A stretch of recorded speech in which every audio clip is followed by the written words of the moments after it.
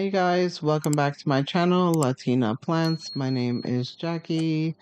Today we're going to be repotting this plant that I picked up from Lowe's. It is the Epipremnum Albo.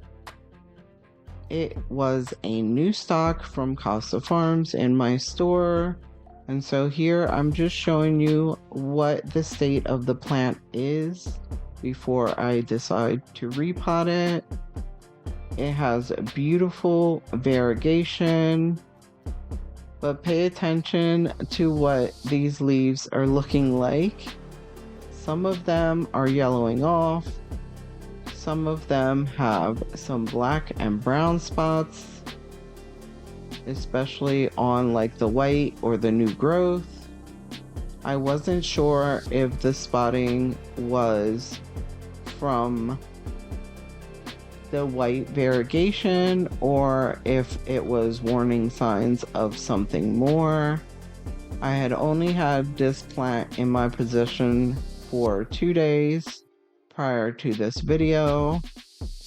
This plant was $19.98 and it came in the Costa Farm Wick and Grow pot. And so now we're going to go ahead and go into repotting this pot. And spoiler alert, you guys, this repotting turns out to be a rehab. Yes, the plant looks like it's fine, you guys. I thought it was okay. Again, it was a new stock, had not sat in the store for long at all. In fact, the girl that worked at Lowe's told me they had just gotten those plants that morning. And so I was super excited to purchase it. I didn't even think it twice, you guys, because the plant looked so healthy and full. And it was a brand new stock. So as I am repotting this, or thought I was going to be repotting this, and removing the old substrate. I typically do this, you guys, because I like to repot my plants into my own substrate that I feel comfortable having my plants in and watering them in. I started to remove the old substrate and realized this plant had rot. All of the roots in the center were completely mush and falling off. Remember, I only had this plant for 2 days. It didn't even sit in the store for a day before I purchased it. And so this was a grower problem. This plant was completely rotted, you guys. And so I went into rehab mode. I also don't like the fact that they twined the vines inside of the soil. Surprisingly, the vines did not have like rotting to them. It was just the roots.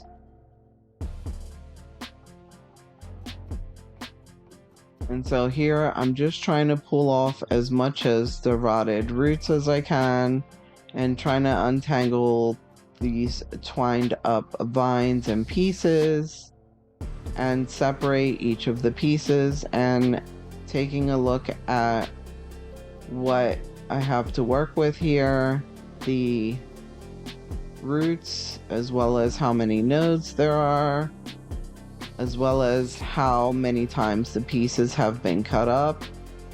I do have to say they do give you a lot in this pot, which is great, but I wish that it was healthier. Here you can see that that was a completely rotted and dead emergent leaf, and the leaves that it has spotting on it that is a warning sign, you guys, of root rot.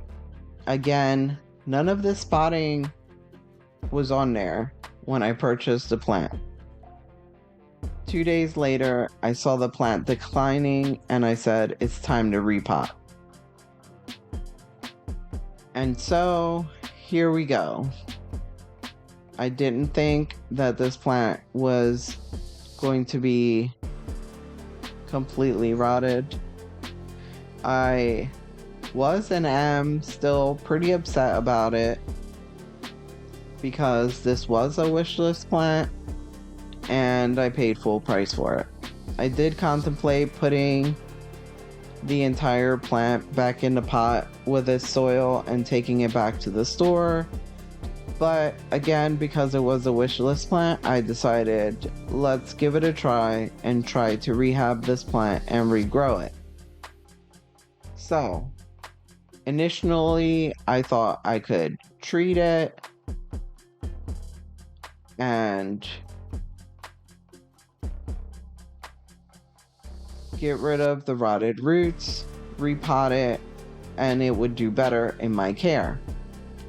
But at the end of all of this, you guys, I was left with such little roots that I was not confident that this plant would do okay. And that's when I decided to cut the plant up. Some of the leaves just completely fell off, along with a lot of the roots, you guys. Don't get me wrong, this plant is beautiful, and I hope that I can still make a plant of it. But I thought that it was important to show you guys why you have to look over your plants so well at Lowe's, and that it happens to the best of us, where we look over the plants and they're brand spanking new in the store, haven't sat in the store long at all, but they could still be going through some rot in their soil, and you don't know anything about it until you get that plant home and have had it in your care for a while.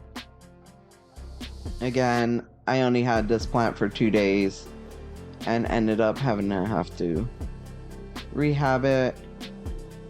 It did look like it had some strong roots left over, so I was glad I didn't let this plant sit any longer. Typically, I don't repot until I've had the plant acclimated to my environment. I mean, like 2 weeks, maybe even a month before I decide to repot it. Sometimes I wait for the soil to completely dry out before I repot it, and sometimes I don't. But I was glad that I didn't wait on this plant and I decided to do this, because had I not done it 2 days after I purchased it, I probably would have lost the entire plant, which then in that case I would have had to take to Lowe's and ask for a refund. Although I typically don't do that, you guys. I don't take my plants back if they do bad in my care.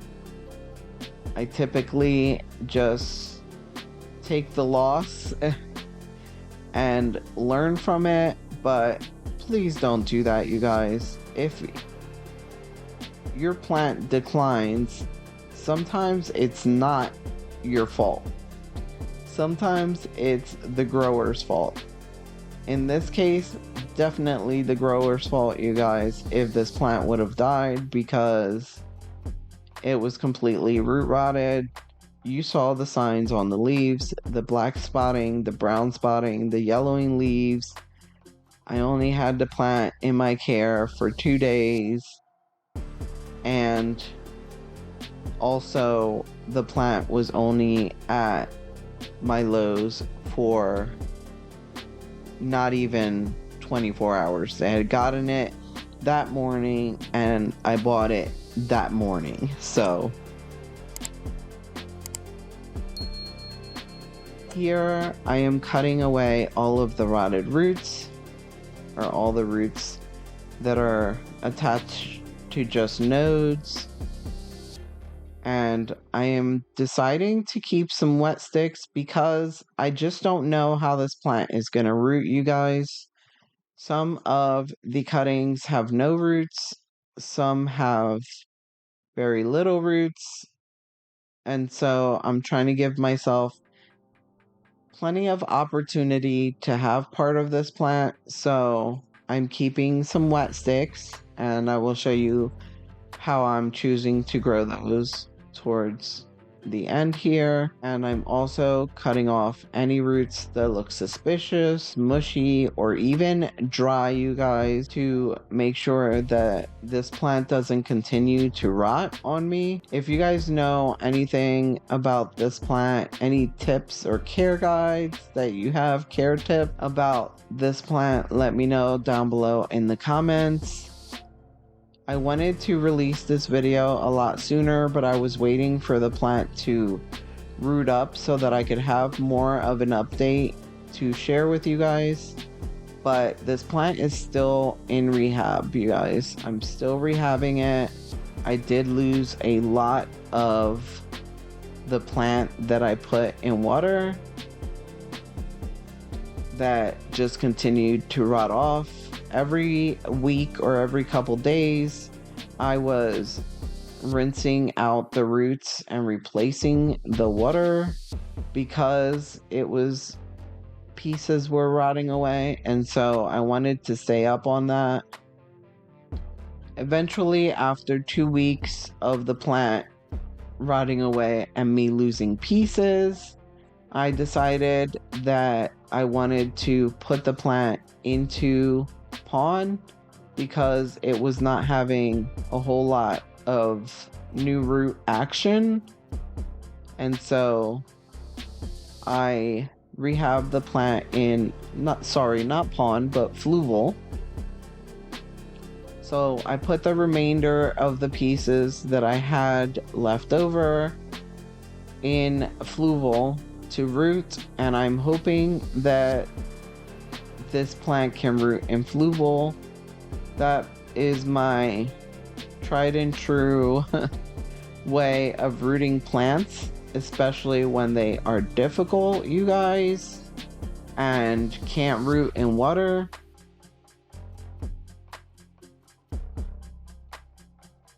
Another warning sign, you guys, of root rot is the new emergent leaves. If they are blackened or mushy and having trouble growing, unfurling, it could be a sign of root rot as well. So make sure that you're looking at that when you get new plants, when you're purchasing new plants.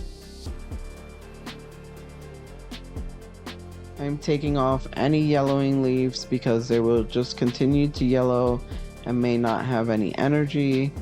This plant also had a lot of vines that had multiple cuttings on the vine. Like they cut it grew a new vine, and then they cut it again and it grew a new vine. So this plant was chopped up a lot. I don't know if that tells you about the growth of this plant, if it's difficult to grow or not, or they just propagated from the plant so much.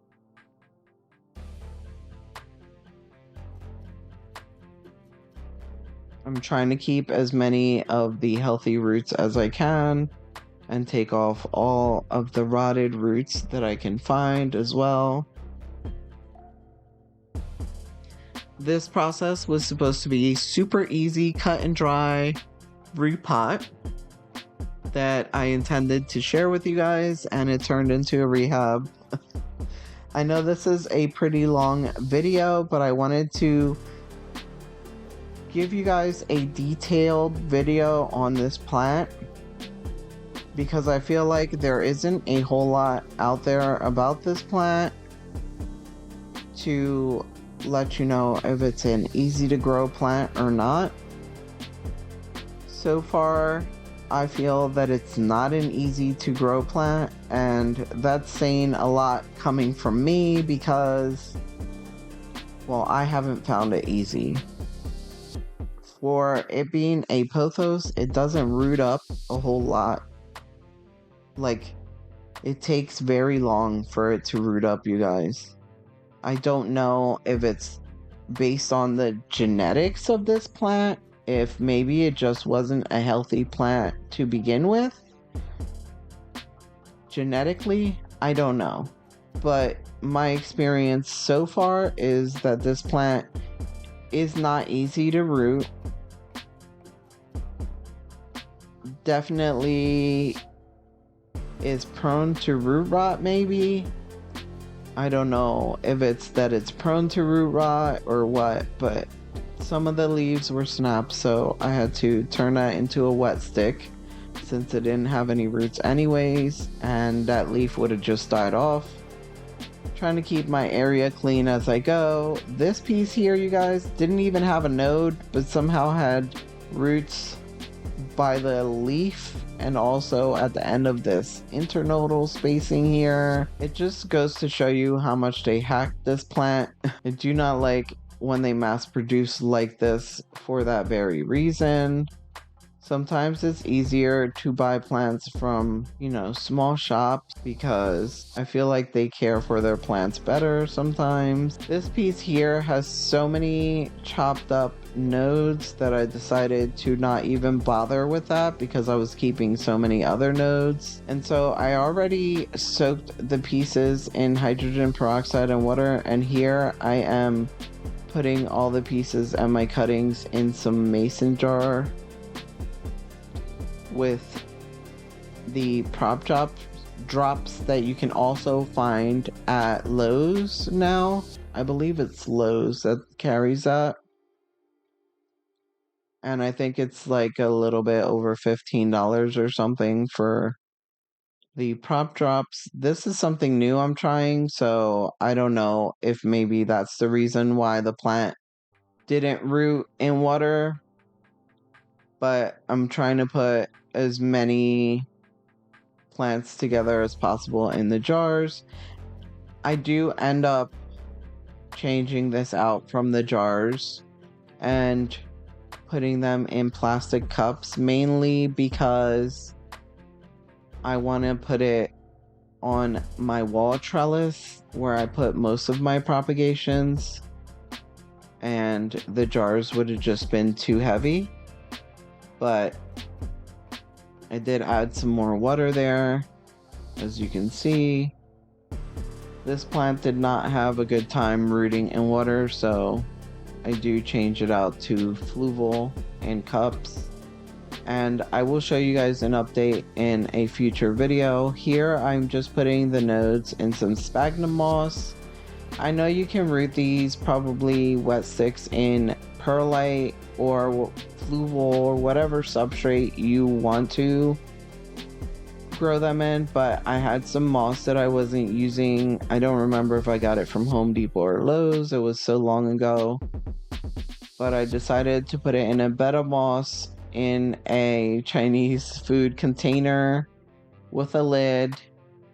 It was moistened already, and I also burned holes on the lid for ventilation. And here I'm showing you where I'm putting it, just on one of my shelves, you guys, under the grow light, and hopefully these will give me some new growth and new roots. And here I'm showing you where I put the cuttings in the plastic cups on my wall trellis here. And I hope you enjoyed this video. Please make sure to give it a thumbs up if you did, subscribe if you're not a subscriber already, and stay tuned for my update video. Thank you so much for watching, and I'll check you guys out on my next video.